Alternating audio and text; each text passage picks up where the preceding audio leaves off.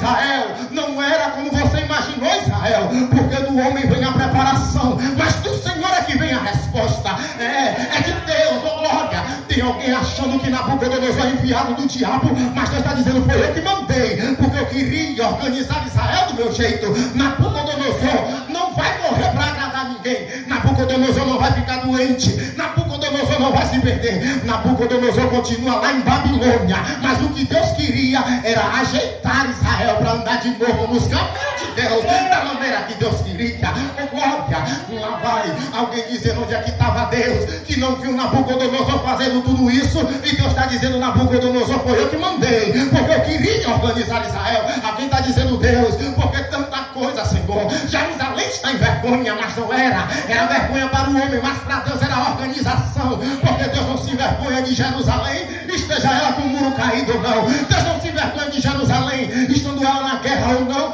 Deus não se envergonha de nós, ainda que os homens estejam envergonhados de mim e de você. Deus está no meio dela e ela não será abalada.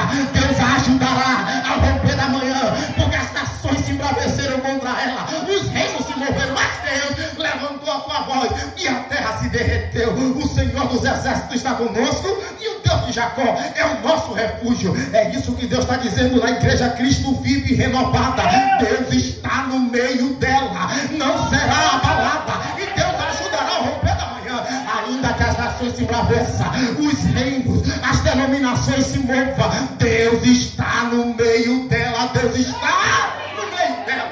Deus está no meio dela. Alguns que estavam em Jerusalém tinham vergonha de Jerusalém pela situação que parecia estar, e Deus estava no meio de Jerusalém. Alguém dizia: Jerusalém se acabou, está destruída, está manchada, e Deus andava no meio de Jerusalém. Deus estava no meio dela, mas não estava como os homens queriam. Deus está no nosso meio como Ele quer estar. O importante é Deus estar no nosso meio. Isso é que é importante. Pronto, queimaram agora as portas de Jerusalém, destruíram os muros dela, tocaram fogo no muro da cidade, e alguém passou e disse: como está triste, como está desolada aquela que já foi a preferida entre as nações. Estavam achando que Deus abandonou Jerusalém, estavam escandalizados em Jerusalém, estavam entristecidos em Jerusalém. Só que eles não conhecem que quando Deus ele dá uma missão a alguém, Ele escolhe essa pessoa. Chegou o dia de Nabucodonosor ir prestar contas,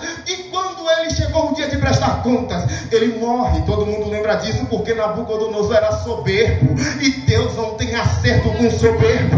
Deus tem acerto é com humilde. Seja manso e humilde de coração, porque a soberba do homem precede a sua queda. Nabucodonosor era soberbo demais. Deus deu uma oportunidade, deu duas, deu 10, deu a oportunidade de ficar todo subindo e descendo igual bicho, mas Nabucodonosor não aproveitou a oportunidade de Deus e continuou na sua soberba, até a hora que caiu o reino de Babilônia. E está escrito no livro de Daniel, aleluia, que Babilônia veio a cair, quando agora os medos e os persas invadem, porque quem mexe com Jerusalém também tem que acertar conta com Deus. Quem mexe comigo e com você também tem que prestar conta ao Criador. É melhor ir embora de Jerusalém calado do que ficar tentando contra ela, porque se tentar contra mim, contra você, Deus também tem acerto lá e acerto aqui. Se Deus já acertou aqui, tem que acertar lá. Assim estava em Jerusalém na mão de Nabucodonosor. De repente Nabucodonosor morre e entra o seu neto. O neto de Nabucodonosor era pior do que ele. A outra vez Jerusalém agora está desolada e Babilônia está caindo lá onde ela está. Você não entendeu? Entenda, Babilônia também está caindo, Babilônia também está mal, Babilônia também está passando pelo acerto de Deus. Sabe por que Babilônia passou? Porque mexeu com Jerusalém, a escolhida do Senhor.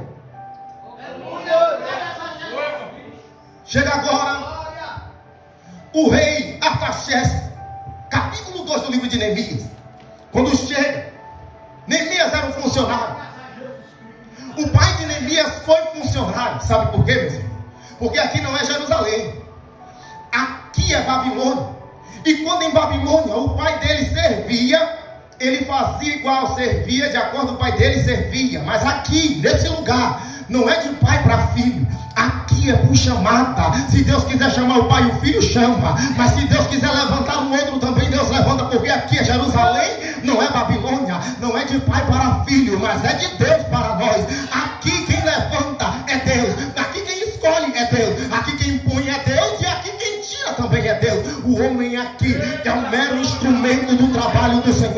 O homem tem tempo limitado. Ele faz de acordo como Deus quer. E da hora que Deus quer até a hora de cumprir a participação. E Deus está, aleluia, na organização de tudo. Pronto, chegou agora, Neemias. Quando de repente vai uma visita em Jerusalém. Tem visita, irmão, que aparece parecendo que trouxe uma notícia triste.